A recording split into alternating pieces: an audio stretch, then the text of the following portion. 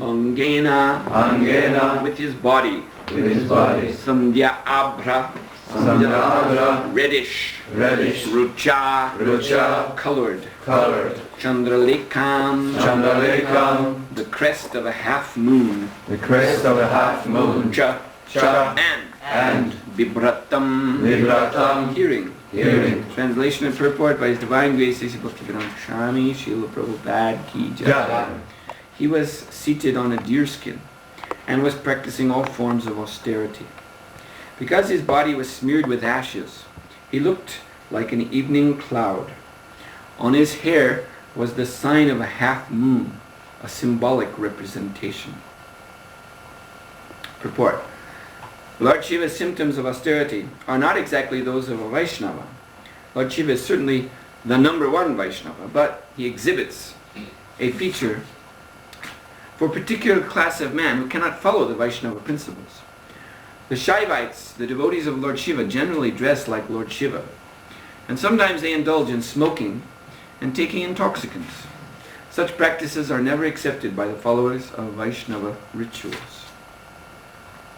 Again, the verse reads, Lingam cha tapasa bishtam bhasmadanda jatarjinam ongena sandhyabra rucha chandra lekam cha vibratam. Translation.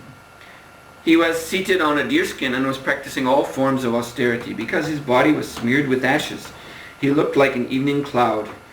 On his hair was the sign of a half moon, a symbolic representation. Mukam karoti vachalam vangamangayate garimyat kripatanam mande Sri Gurun Dinataranam. So, Srila Prabhupada points out, he's indicating here, just slightly indicating, in other purports he elaborates more, that there is a kind of controversy or friction between the Vaishnavas and the Shaivites. Although, in actual fact, the personality of Lord Shiva, in the Shastra he is described as Vaishnavam Yata Shambhu. There is no better Vaishnava than Lord Shiva. But the misunderstanding or the controversy comes, of course, from the paths of dharma which emanate from Lord Shiva. Now, it should be noted first of all that Lord Shiva has his own Vaishnava Sampradaya, which is called Rudra Sampradaya, which is a bona fide Vaishnava line. The great Acharya Vishnu Swami, actually there were, according to Bhaktisiddhanta Saraswati Thakur, there were three in history, three historical Vishnu Swamis. So they're all in this line. All of them were great Acharyas. And then in more recent time, the same period of time as Chaitanya Mahaprabhu, Vallabhacharya accepted this Rudra Sampradaya line. So in India now, the Pushti Marga, that's their name now. They're known as the Pushti Marga sect of Vaishnavas who follow Vallabhacharya. So they're a branch of this same Rudra Sampradaya. So this is an authorized Vaishnava school. But of course, Lord Shiva came as Shankaracharya and established this Advaita Vedanta line, Mayavada line. Lord Shiva is also worshipped by the Tantrics, who are even more bizarre line of so-called spiritualism. And yes, actually he is worshipped indirectly by the Satanists and by the practitioners of voodoo and all the other strange tamasic forms of ritual. Because Lord Shiva, he has his what are called Gaura forms, that means horrible forms, many, many manifestations, like Kalabhairava. That Kalabhairava you see is worshipped in North India, Nepal, and sometimes they're even offering human sacrifices to Kalabhairava.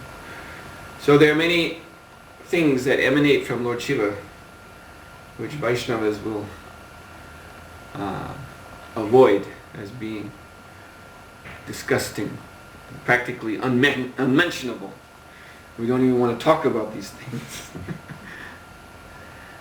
So then the question remains, so he's the greatest Vaishnava, then why is he doing like that?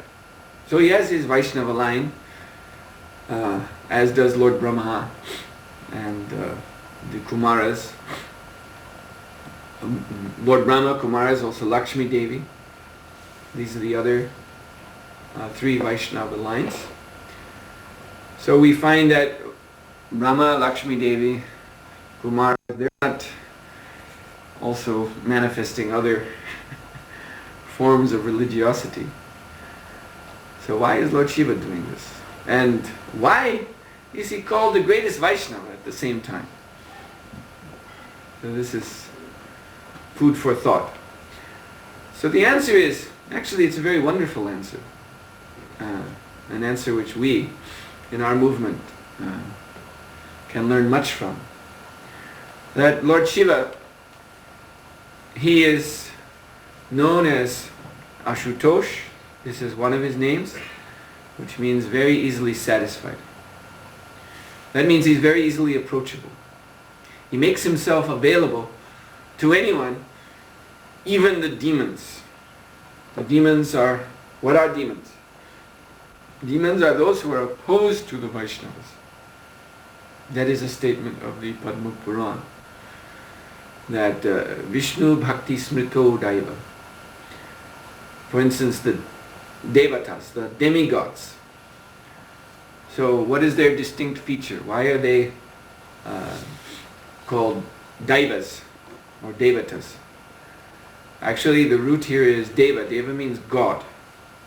Deva, or Krishna, he is, one of his names is Deva Deva. That means God among the gods. So you may know that Hindus, they're worshipping many gods. But among all those gods, there's one Deva Deva. Among those demigods, or gods if you like, there is a God whom they worship, and that is Krishna. So the demigods are called Devas, godly, Devata. Devata actually means godly, they're godly. The root is Div, like in Divya. So Div means shining, effulgent, or transcendental, highly advanced. So the Devas are all these things because Vishnu Bhakti, because they're devotees of Vishnu. And in their position as administrators of the universe, they are serving Vishnu, serving Krishna.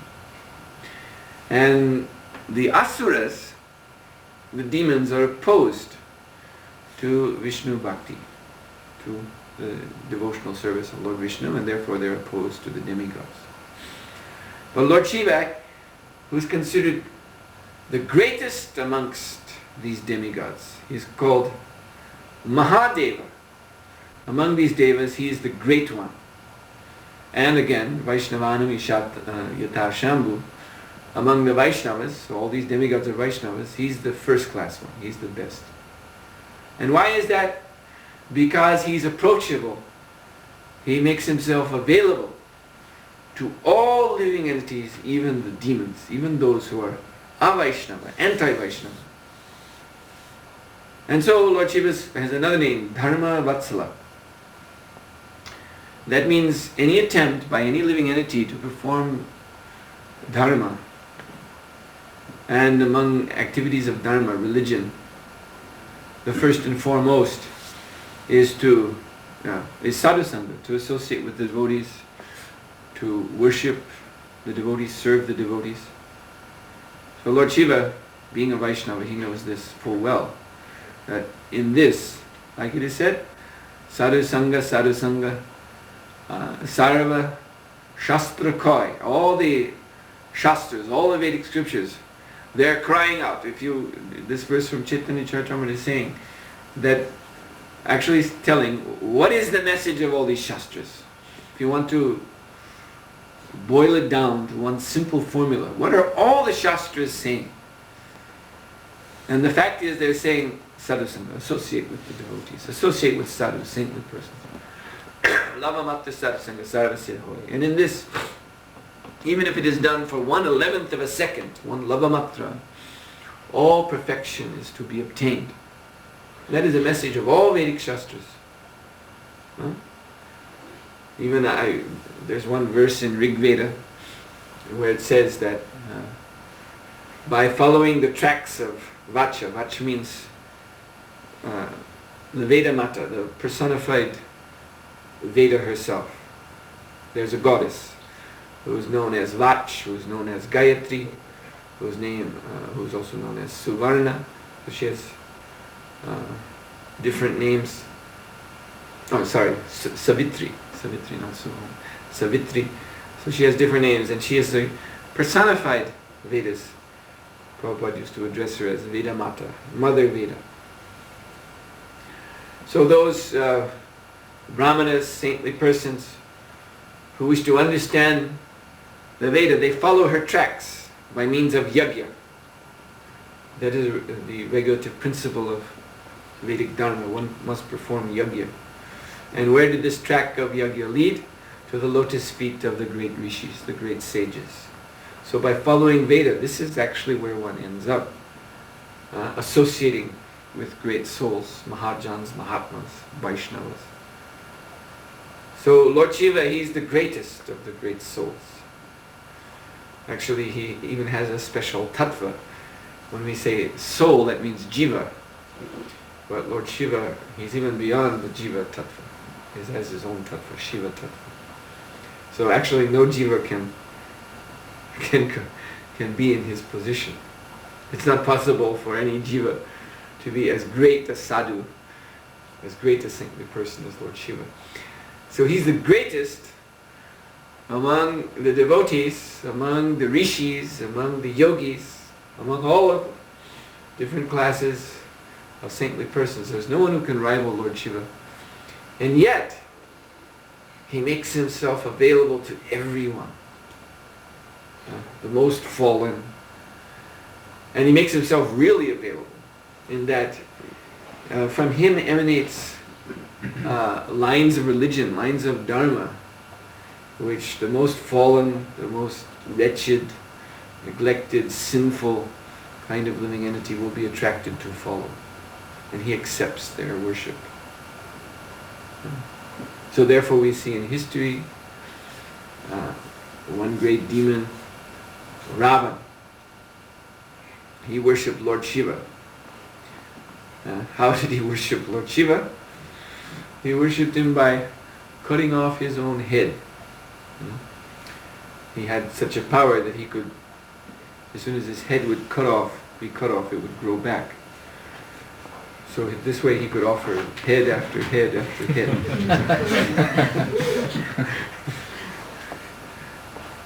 So, you see, this type of religious practice is loved by the crazy beings.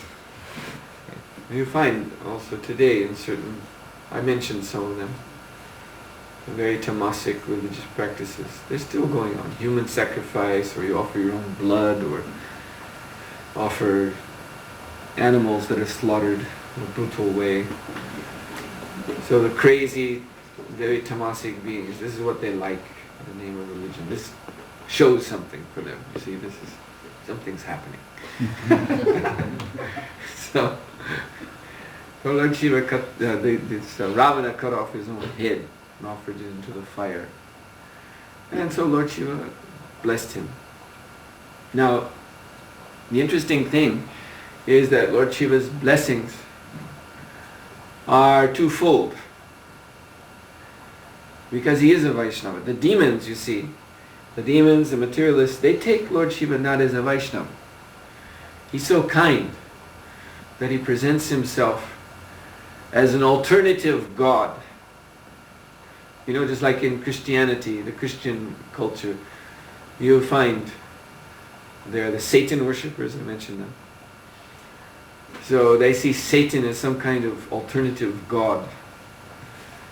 They even have their satanic Bible. They have everything, their rituals, everything, but it's all reversed and perverted. It's based on Christianity, but it's kind of like some perversion of it. And the goals are exactly opposite.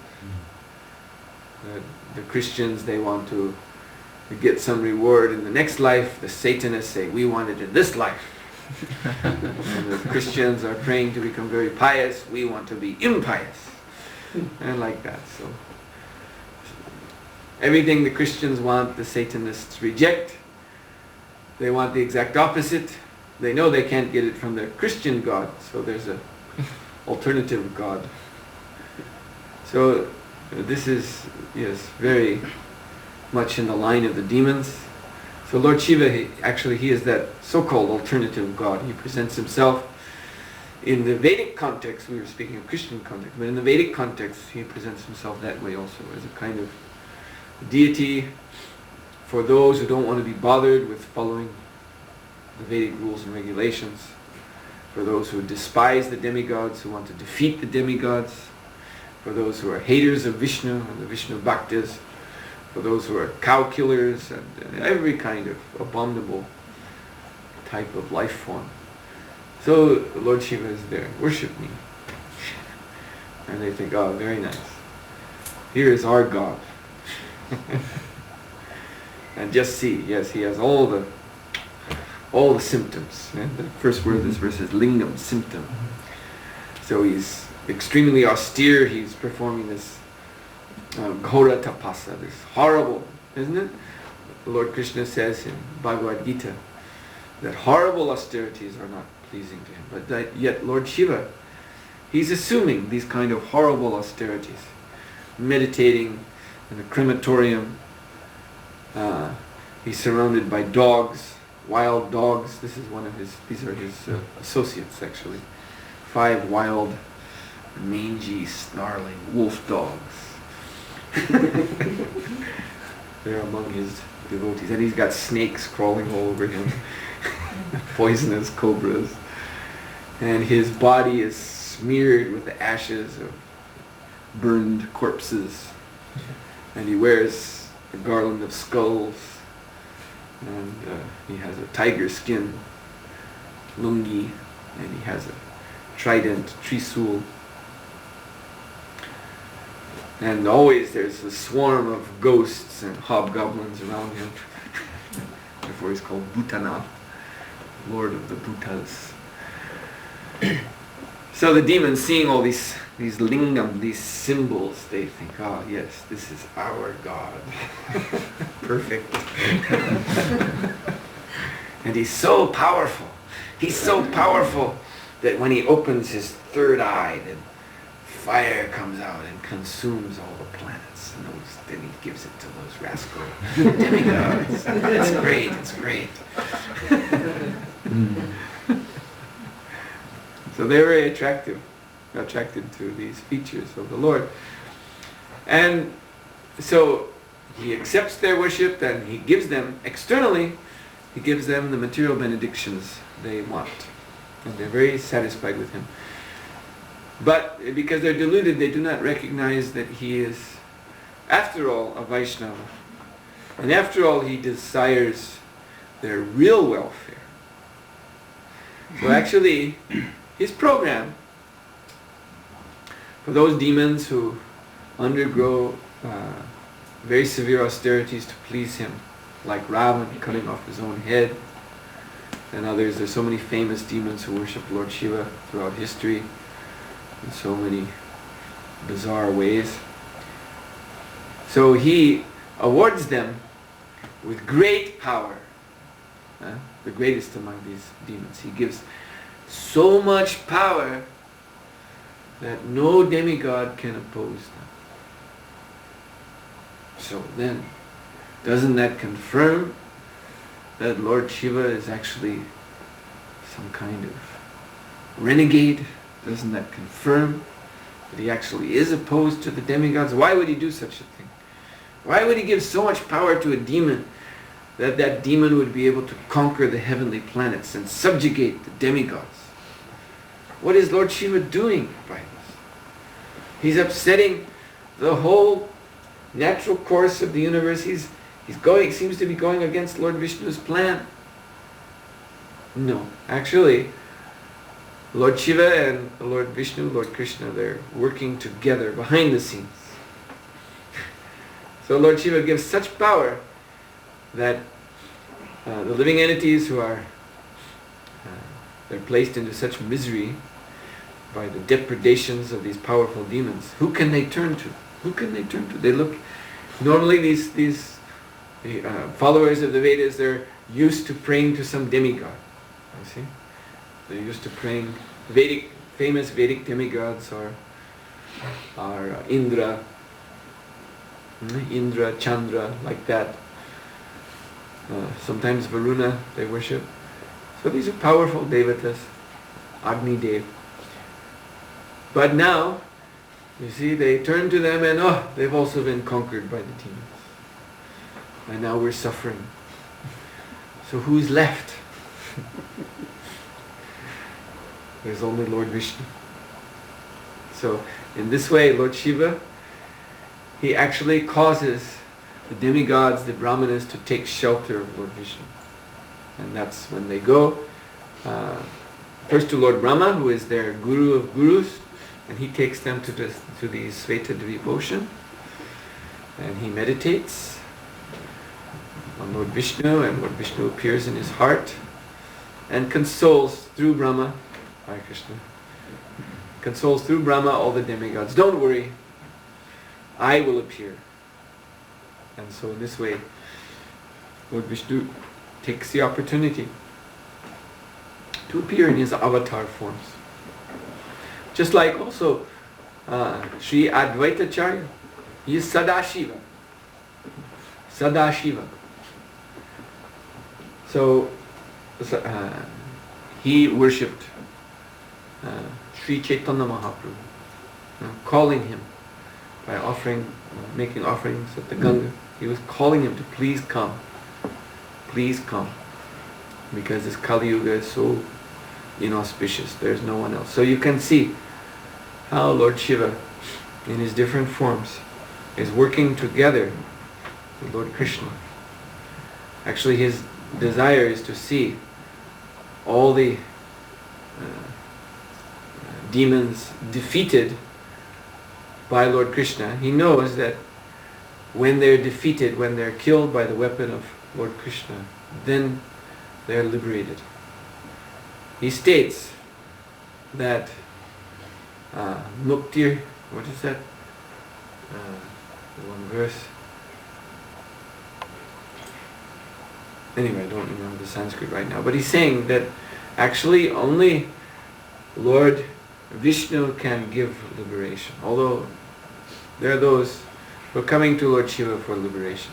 But he's admitting, I cannot really give that. I cannot give the real liberation, but Lord Vishnu can. So when Lord Vishnu kills these demons, he liberates them. Liberate means they're freed of all their sins.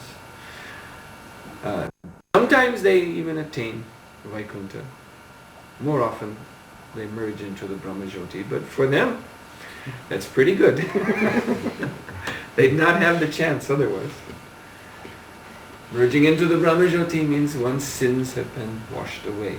One does not have a positive position, spiritual position as a devotee. He is not rendered devotional service. But at least all the sins are washed away and one merges into the spiritual sky. And coming back down, as one eventually must do, one gets a very good opportunity. Those who come down from Brahmajyoti generally are coming down in the form of great sages and even Brahma himself. So someone who's killed personally by Vishnu is very greatly benefited. And as I said, some great demons like Putana and that King Paundraka and Aghasura, they were actually able to attain positions in the spiritual world in the Lord's pastimes. So sometimes that happens. So this is Lord Shiva. Yes, and the last point I wanted to say, what do we have to learn from this? Yes, sometimes there is criticism of this International Society for Krishna Consciousness, that it is so worldly or involved in mundane affairs, seemingly. In that instead of like the saintly Vaishnavas in India who retire to Vrindavan and they simply go from place of pilgrimage to place of pilgrimage in Raja Bhumi, and they chant so many rounds and they're worshipping Govardhan and doing so many nice Vaishnava activities, and they are nice. These are the activities of the Goswamis. So instead of following in the footsteps of the Goswamis, we are running restaurants in Stockholm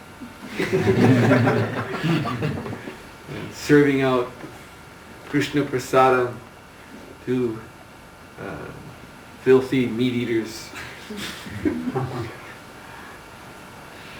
and so on and so forth. Anyway, so many criticisms are there. They have unlimited criticisms they can make. And this is not really, or they may say, this is nice, this is pious activity, they say. They say, yeah, this is mode of goodness, welfare work. But it is material. So real thing is, they speak of some internal culture, and that's in Vrindavan. And so maybe you Hare Krishna ISKCON devotees, you serve your prasadam and do your welfare work, you're chanting on the streets in these hellish cities, you'll do that for some time, and then the real lobha means greed, the real greed for the real thing will develop in your heart. And then you'll come to Vrindavan and live in some kutir by Radhakund and chant so many rounds every day, and then your real Vaishnava life will begin. So they say like that. But actually, of course, we don't want to criticize unnecessarily. But first of all, the first thing to be said is that the foremost acharyas of this age, bona fide acharyas coming in the line of Sri Chaitanya Mahaprabhu in modern time, Bhaktivinoda Thakur, Bhaktisiddhanta Saraswati, and His Divine Grace A.C. Bhaktivedanta Swami Srila Prabhupada. They have shown us that just as Chaitanya Mahaprabhu, this is the interesting point, that Lord Chaitanya Mahaprabhu, He is God. Shri Krishna Chaitanya Radha Krishna Nahiyani. He is none other than Shri Sri Radha and Krishna. So these persons who speak of the higher stage of Vaishnavism, and we're only on the lower stage. So they're worshippers of Radha and Krishna. Radha and Krishna are for them the supreme goal, to enter into Radha Krishna Nitya Lila. Very fine, but let us just see, what has Radha and Krishna done? They have mixed together as one person, Gauranga Mahaprabhu, and he has come down to this material world to preach. Now because he's God, so he came in the form of Mahabhagavata. Mahabhagavata means best among devotees, Uttama Adhikari, greatest among devotees. So Prabhupada explained that the Mahabhagavata, he shows 3 signs, since we're speaking of signs. So there are 3 signs. First one, as he said of Chaitanya Mahaprabhu at Jagannath Puri, when he was sannyasi, so minimum 4 hours a day, he was going on Harinam Sankirtan. Prabhupada said every day, minimum 4 hours. He was leading the Harinam, means going on Sankirtan, to distribute the holy name to all the fallen conditioned souls. Every day, 4 hours minimum. Then, second symptom, he was preaching to the learned class of men. And he was defeating all their arguments, and he was converting them into Vaishnavas. And then third symptom, which is the special symptom. If you study this carefully, you'll see that the Kanishta Adhikari, the third class devotee, he's also going on Sankirtan. Now, he's not leading the Sankirtan party, he's not the leader, but he's participating in the Sankirtan. But he's not able to preach to learned people. That the Madhyam devotees do. They're doing also the Sankirtan. So the third thing which distinguishes the Mahabhagavatam is Ras Lila Katha, Prabhupada explained. That Lord Chaitanya was discussing the intimate pastimes of Shri Radha and Krishna together only with other Mahabhagavata devotees, like Siki Mahiti and Swarup Damodar, few, very few in his circle, Ramananda Roy. So he was discussing with them the intimate.